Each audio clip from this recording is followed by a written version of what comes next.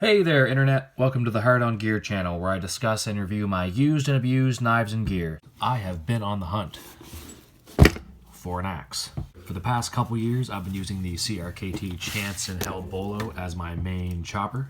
And for about 6-7 years before that, I was using the K-Bar Large Heavy Bowie, because I just recently oiled these things. I'm starting to get a little bit better at that with my carbon blades. And if I wasn't carrying the K-Bar Large Heavy Bowie, I normally had the old Fiskars X7 with me, which has been through the ringer. I'm sure a lot of folks have had a few swings of a Fiskars X7 hatchet before. But this thing is big and bulky. You can carry the sheath on your hip with a carabiner or just bring it through your belt. It's not the best. It's not really designed for that, but it can be done. But it's a little bit heavy, and it is just basically a wood-cutting hatchet. It's not really, not that you need a tactical axe for your daily stuff going through the woods or your day-to-day life, but it's not as all-around useful as I would hope. So I searched around the internet, and, really I didn't have to do that much looking around. I went to Blade HQ, which if you've ever watched a knife video before, you've probably come across Blade HQ, and their axe banter from a couple months ago. I just came back from my first fire export of the summer, where at the end of it, I said, I'm going to buy myself a decent axe. We ran into a few infantry guys who were helping out on that fire. The two that we ran into both had some kind of a decent tomahawk on their kit. I'd been looking at one for a while, but to be honest, I didn't want to be the only guy running around the woods with some kind of a compact axe on their hip or gear. I already have enough weird shit hanging off me, and I have enough fun testing out those knives. I didn't think I really needed one, but what do you know, after I seen that, I thought, well, I guess I'm getting me a tomahawk, some kind of a compact axe. So, settled on Hogue with this, let me make sure I get this name right, the EX-T01. So, hello, what I want to say perfect purchase for what I was looking for. What I wanted was something that was going to be durable and tough, which I can tell you right away. Now, the name Hogue, I'm very familiar with the brand. I've never had any of their equipment, but anything that is founded by military, law enforcement, anything like that, you normally got a pretty good chance that they're starting off with a good foundation of what makes up a good piece of gear. And this right here feels like a sturdy, tough, durable piece of gear. Now, I'm going to hurt myself trying to get this off the sheath the first time because it's got this unique little clip, but I think that turns to lock it, and as long as it's in this position, I think you just twist it off.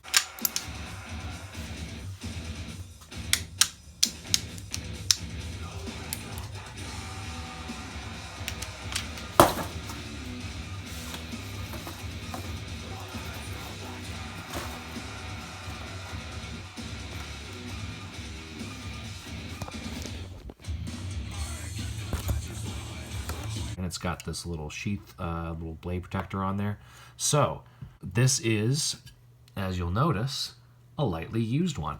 So I was looking around, and my big issue with pulling the trigger on one of these earlier this summer was it's hard to find a good, decent tomahawk around this sort of, with these specs and of this quality, that doesn't cost $300-400. Now, brand new, these things are going to run you in American dollars anywhere from like $250 to $270. I think depending on the price or where you shop around, you might find one a little bit cheaper, a little bit more expensive. In Canada, on Amazon, it's nice that you can't order a freaking pocket knife on Amazon. Anything with a folding knife that's not like a slip joint, like a Swiss Army knife or something, you cannot buy on amzn.to because of the stupid border laws of getting knives across the border and everything, and just shipping it, whatever. So the fact that you can buy like a tactical tomahawk like this, a compact axe is what I'm going to keep calling it. It's not a tactical tomahawk. This is a utility tool for the woods.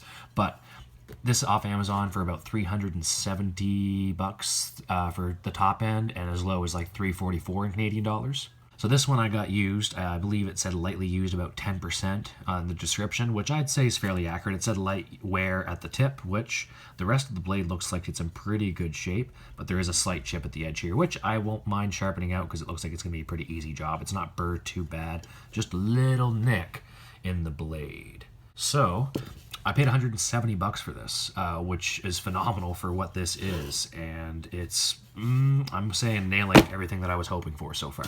I'll move that black background out of the way. I apologize for that. So yeah, like I was saying, I needed this thing to be durable and tough because I am hard on my gear and I will break it if it is not durable enough to survive being on my hip bounced around the woods. I needed it to be compact because if it is not compact and lightweight, I'm not going to carry it. And now this is relatively heavy compared to a pocket knife or even a light fixed blade, but this is no lighter than the K-Bar Large Heavy Bowie.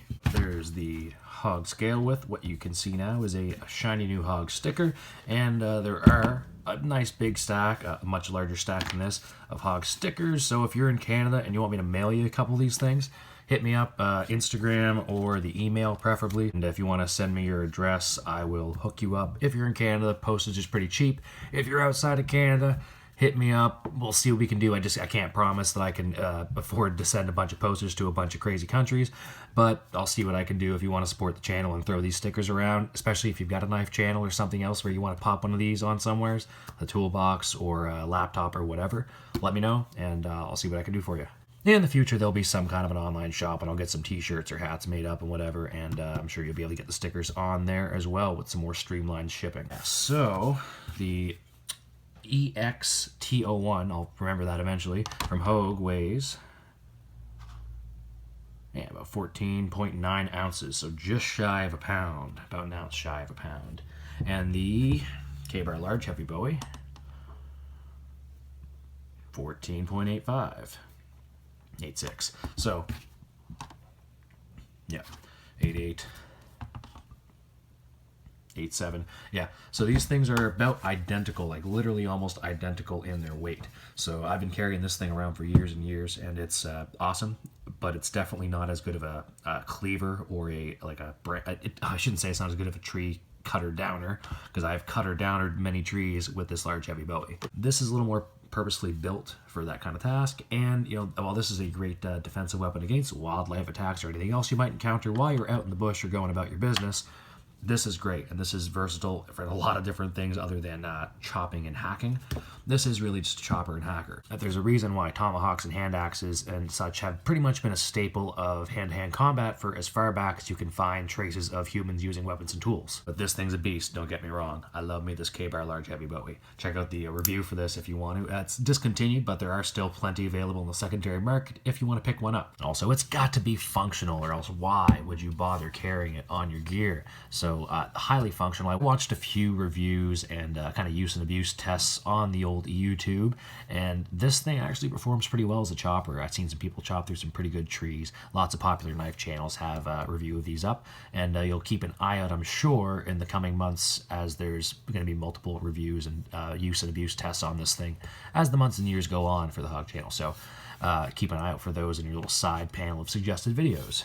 Also wanted something I could carry on my hip, and the sheath for this thing is a kind of like a paddle holster you'd get for a pistol, and it pops onto your belt quite securely, as this looks like the same as like your typical like Black Hawk or Blackwing tactical holster, and this slides on like so in there, pops on here, and then you just push that down or give that a twist, yes, and then that's locked on there pretty solid. That's just your retention, yeah, just your yeah, it sounds pretty funny. That's just the plastic polymer or whatever, the sheath. I don't know what the hell they're using on this. So if you're operating this in one hand, you can click and lift that off of there, which obviously as you use it more, you get more proficient at the use and deployment, but pretty handy system if you ask me. Yeah, again, easy deployment, on the hip carry, and again, big thing is that it doesn't cost me like $400 or $500. So again, paying $170 for a $350 Canadian axe, pretty happy with that. So give you some specs right quick, and like all of my unboxings, I'm not going to be able to give you the full detailed specs as if I've looked into this thing for tons and tons of time. This is an unboxing where I'm kind of getting my first look at it, and I'll give you a quick overview of the specs, which this is S7 steel. I'm not actually sure what this Eliashewitz is on it. I'm assuming that must be the creator of the axe from the Hogue company. I'm not sure. Somebody in the comments, let me know if you know. The S7 steel is a pretty rugged tool steel. Supposedly a little bit like different than D2. It's made by the same company as like D2 and A1 steels. But S7 is supposed to be a lot more impact resistant and shock absorbent. So if you're doing a lot of impact work, like you would be with this thing, it's not going to rattle your hand to pieces, and it's not going to risk chipping the blade or breaking off the tip or anything like that quite as easily as a harder steel with lower toughness, higher hardness, and yeah, more chipability, if you will. But yeah, we're looking at a total length of, let me straighten that out for you, about 14 inches, it says, 14.125 on the paper, from tip to tip, which, I don't know if I'm seeing that here, Hogue. I think you're pulling something on me. But it's saying that the head width is about just shy, 4.75. Yeah, it's about right. And cutting edge, yeah, 3.125, a little over 3 inches of cutting edge. So pretty decent, like say about 13, 14 inches overall length. Just about right for what I was looking for. Any larger and you're getting kind of into that Fisker's hatchet territory, and I say this is just too large. I don't ever carry this. If I ever do, I would just carry it by hand. But if I was going on a trip where I'd only need it periodically, I'm usually going to be having the K-Bar Large Heavy Bowie on my hip instead. The handle and the sheath, apparently, although I'm not sure about the wing part of the sheath. This looks like it's a different kind of a plastic. But the sheath, according to the specs, it's just the same as the handle materials, made of G10, same as you'll find on like the Andrew Demko 8015. I shouldn't say that's not the Andrew Demko 8015. It's his model, but that's the Cold Steel production version. Or your Mannix 2 from Spyderco, or your Cold Steel Recon 1, or your PM2 from Spyderco. All G10 handle scales, same as you're going to find on the Hogue EX-T01. Yes? Yes, nailed it. So if it were still fire season, I could definitely see me bringing this on an export and wearing this on my hip as a nice bush clearing tool for a lot of small tasks, clearing small roots and stuff. Although I wouldn't want to dig this thing in the ground too much, I'd probably use some of my cheaper blades for that. I'm not afraid to beat this up, smashing this into roots in the ground. You're gonna hit rocks, and it's going to beat the crap out of your blade. No matter what steel it's made out of, it could be made out of the craziest, most expensive super steel in the world. You do not want to hit your steel on rocks. It's not a good idea. Again, lightweight, compact, easy to clean, milled out here in the center of the blade. And I don't know all my parts of axes, like I know there's a technical term for a lot of this stuff. It's milled out here in the center to give it a little bit of, to relieve quite a bit of weight overall from the head, but it's still heavy enough towards the tip that you're getting a lot of forward momentum as you're swinging. The weight is kind of heavy towards the handle compared to some axes and hatchets, especially compared to the Fisker's X7. But that's the balance point right around there. But I can tell you for sure, you still feel with that forward weight of the tip that you get a little bit of gravitational assistance when you're swinging. My purpose for this right now is going to be, in the immediate future, I'm going to have this on my hip for bow hunting, which I'm a terrible hunter and a very novice bow hunter, but I've got my Martin Jaguar recurve bow. I'm shooting that for about 4 years now, 3.5, 4 years. And so I went hunting last year a little bit, didn't see anything. Had a little bit of luck this year, but missed my shots, so shame on me. Gotta work on that distance gauging and all that stuff. Instinctual shooting, a little bit tough, and I'm not very good at it. So in case, let's say, I ever run into a bear or a coyote and I'm dumb enough to take a shot at it with the recurve bow, I feel a little more confident with something like this on my hip for a backup, just in case I ever were to get charged. Knives and stuff are great, but the hide on, like, say, a bear, I would almost rather have a small hatchet or tomahawk, something with a chopping motion like that, so I could kind of get through the hide and maybe through the skull and the neck and all that. So crazy scenario, but say this summer I've had a couple of interesting bear encounters, nothing super close, Revenant-esque, but enough that I was wishing I had something a little more capable like this. Beyond that, I'm sure I'll use this for hikes and different stuff. Just too handy to have something like this. This is a great utility tool, just the same as a large, like, say, 8 to 12 inch fixed blade. Sorry, that's in blade length, like a large fixed blade to me, like a small machete or Bowie knife. You can do a lot with that. This is a little more purpose built. So, the other thing too, I didn't want a spike on the back. Just some kind of a hammer or a non-spiky back butt. Somebody help me out, heel, whatever you call this thing. I didn't want it to be sharp because I've messed around with some the trainer tactical, like hawks and stuff like that, and doing a lot of the movements and stuff. I'd rather not have that on the back where I could potentially like gouge myself in the arm swinging this around, even just in day-to-day use, where this isn't primarily a tactical or defensive weapon. This is supposed to be a utility tool. That's just going to get in the way and be more of a hazard than I need it to be. What you also might be wondering, if you are familiar with the channel and myself, I am left-handed, and this sheath is a right-handed sheath. Now, as far as I could tell, there's no way to switch this around, although I haven't really looked thoroughly enough to be sure, but just the design of it seems like it would be pretty hard to, well, not really. I guess that hardware could switch around. No, I'm crazy, because then you'd have to sheath it from the other side. No, sorry. But I'm not going to really be using this on my dominant side or hand because I'm pretty much always going to have a fixed blade there. So I'm not the most fluid person with my right hand compared to my left. I'm certainly not ambidextrous, but I use my right hand enough, and I do train with my right hand doing Filipino martial arts and different stuff, so I've got enough dexterity to say, grab this off my hip and use it with my right hand, or get it to my left.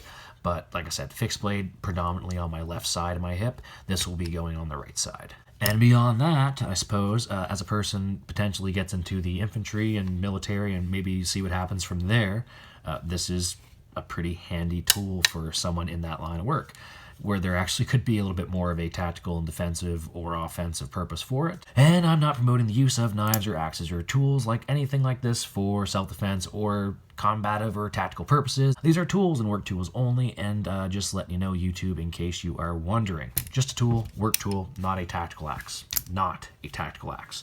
However, if you need it to be, if you were an infantier or some kind of a, I don't know, SWAT or wherever else you would carry something like this, there are a lot of different tactical models with quick deploys and stuff. This is one of the better ones I've seen from videos I've watched. But again, I've not gone extensively through the catalog of tactical axes and tomahawks. Somebody let me know if you think there's better options than this.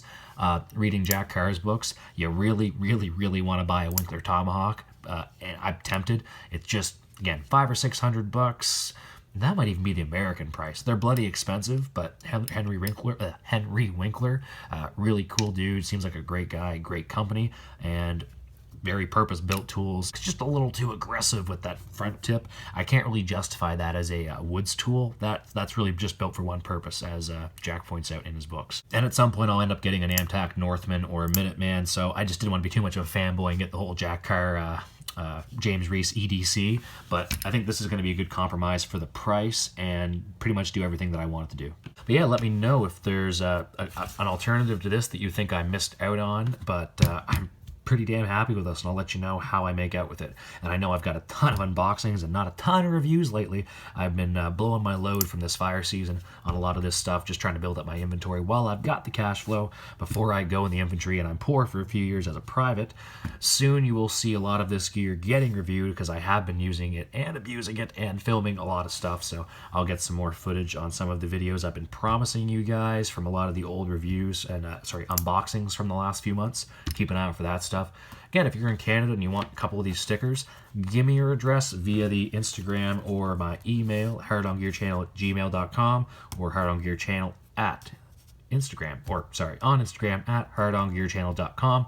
I am not a social media person. Forgive me for my poor terminology. That is it for this one, and if you want to check out any of the other reviews or unboxings or anything like that, check out the playlist on the side here. For now, thank you for your support and your viewership. This is the Hard On Gear channel, signing off.